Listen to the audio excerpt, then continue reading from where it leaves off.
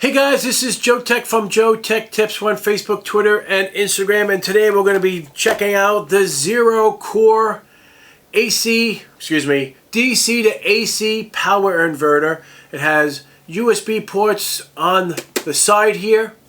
It's got 3 USB ports here at 5 volts Type-C output and also 12 volt out, as well as charging port in. It's got 2 flashlights here, which super bright, flash, and do SOS on the front. One more time, shuts it off. You also have a flashlight on the side here as well, which is also very bright.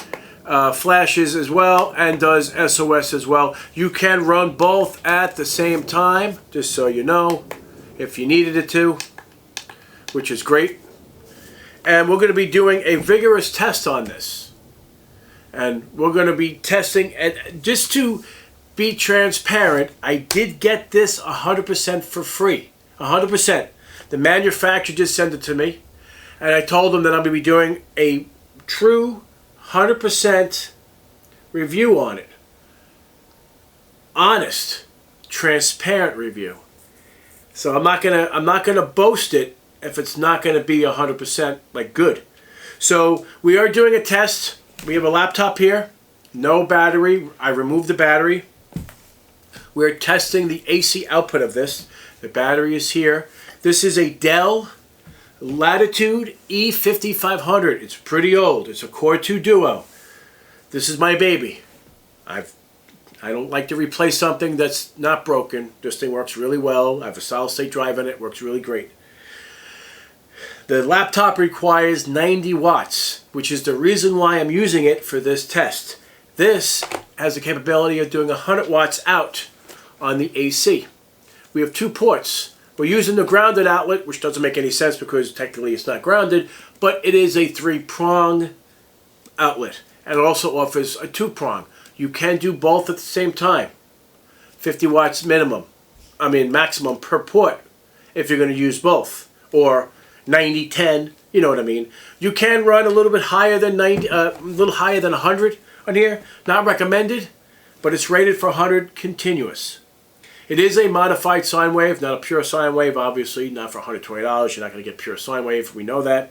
So, so far, we've calculated. I've done some calculations. And so far, it looks like it should power the laptop for about 6 hours. So we're at 91%. I'm waiting it to be fully 10% here. So it looks like every 10% is about a half an hour. So that's pretty good. So we've been running for half an hour so far. We've been recording, and I'm pretty impressed. I really have to say. I can't just give this the JoeteckTips Instant Awesome rating unless it absolutely deserves it. And it has to deserve it. Otherwise, I'm not going to do it. So right now we're 29 minutes and 30 seconds, so we're going to round it up to a half an hour. We are at 90%. Okay? So that's interesting news. So 90%, every 10% on this is a half an hour. Okay? So that's pretty good. So that's 10 times, right? 10 times 30. Divide that by 60. So we get about 5 hours of runtime. Now each time I do the calculations, the runtime has dropped. So originally when I did it at 15 minutes increments, we were at 6 1/4. The next time I did it was 6. It was 6 on the nose. Now the next time I did the calculation is 5 hours. So probably when this whole thing is all said and done, I bet you we probably get about 4 hours of runtime. But you know what? You can't complain, man. Look at the size of this thing.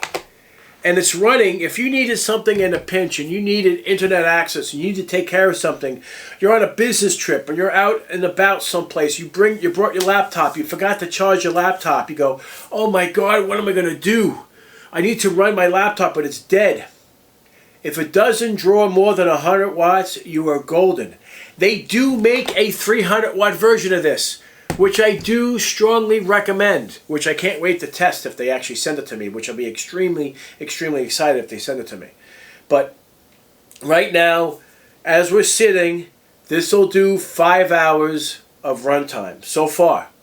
That's pretty impressive. For a little thing like this, I'm drawing at least 90 watts, at least. I'm very, very impressed with it. And we're still at 90%, and we're at 31 minutes. So that's pretty good, man. I'm very happy. So we're going to let this go to the end, and we're going to leave this thing running, but we're not going to, like I said, we're not going to let this video keep going because it'll be boring as hell to you. But we will keep you updated, and we'll let you know how long this actually lasts. But from the looks of it, calculating-wise, 5 hours at 90 watts. We'll be back. All right, so what's the conclusion of this? I think it's a great DC to AC converter. I believe that it'll, for 100 watts, most laptops these days do not do what my laptop can do. I mean, my laptop is old, does 65, maybe 75 watts, which is ridiculous. Most laptops today are a lot less, unless you're doing a gaming laptop, of course, but the chances of your laptop drawing 100 or even 300 watts for that matter, because they do make a 300 watt version of this. So if you wanted to get this in 300 watts, I will have a link in the description below for both of these. It will not get the JoeteckTips Instant Awesome rating, unfortunately, because they are lying about the watt-hour output.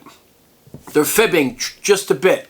I took this thing apart, and it just doesn't match what the numbers say. There are 18 3.7 volt batteries in series parallel. Each pack is 6 batteries in series parallel. So they're all in parallel, 6 batteries apiece in parallel. Because I'm only calculating to be about 22,000. So even though this is, each battery pack, it's one pack, 18 batteries, of which there are 3 separate packs within the 18 batteries.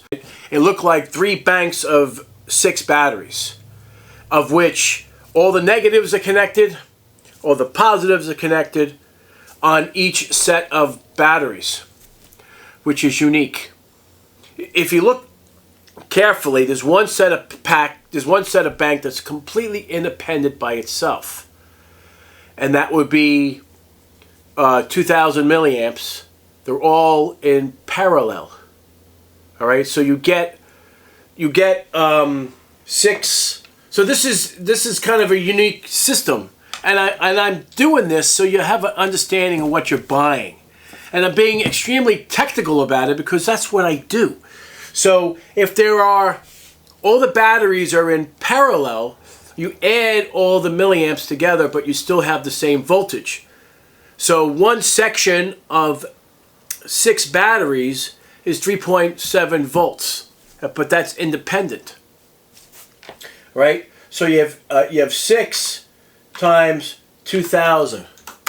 So that's 12,000 milliamp battery pack by itself, right? Which is interesting because it's really weird how they did this. So they're doing some sort of weird electrical calculations within this system, and then they have 2 of the packs.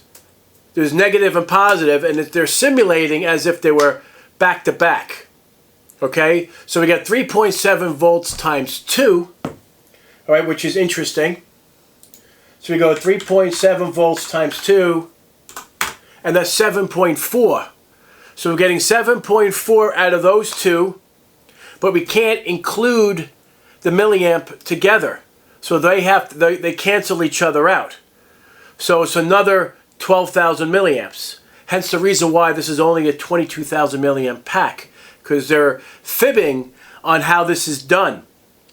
They're adding all the batteries up together, making it 39,600. It's not, because they have one battery pack independent that's 6 batteries by themselves, and then they added another 12 together. making it 1 pack. So the voltage is higher. So you have 7.4 plus 3.7 gives you 11.1 volts. So they must be doing something to increase the voltage. It's just not there.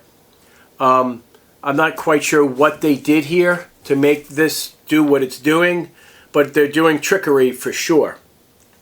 So they increased it to 7.4 volts. So they try to do it. It's just, I bet you if I measured the 12 volt out, it's not 12 volt out. And I don't have anything right now to check it, but I can almost venture a guess that my meter is somewhere. I can't find it because I moved, so everything is a disarray right now. But from looking at it, it's not what it says it is. And every battery pack is 2,000 milliamps. So even if you just add that up by itself, it just doesn't add up properly. So if we just did 18 times 2,000 gives you 36,000 milliamps, that's not true. Because the way it's wired, they wired it differently. And then they're telling you online that it's 39,000 and change. So they're still way off. So I have no idea where they came up with that number. It's all fake. I hate companies that lie. And they blatantly lied about this product. The only thing that's going for it is that it actually works. And does what it says it could do. So my phone, my Note 20 Ultra, is a 45 milliamp battery pack on the inside.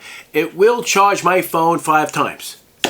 It charged it to about 81% left on here, and that was 100% charged. That would indicate 20% per charge, 20, 40, 60, 80, 100. That would make it 5 times. So if you needed something and you had it in the car and you needed to charge your phone and you forgot your charge, whatever, this will charge your phone pretty damn quick, which is impressive. So I'm going to give this the JoeteckTips 4-star rating because of the lying that they did. However, the product does work. So unfortunately, it is what it is. It does what it says it could do, which is great, but I don't like companies that lie about a product just to boast it to make it worth more money. And to be honest with you, this is definitely not worth $120. Maybe if it was 80 bucks, $79.99, it would be a better value because it just doesn't meet my expectations of what it's supposed to be.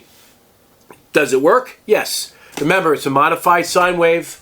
It's definitely not a pure sine wave output, but then again, it's $120. What do you expect?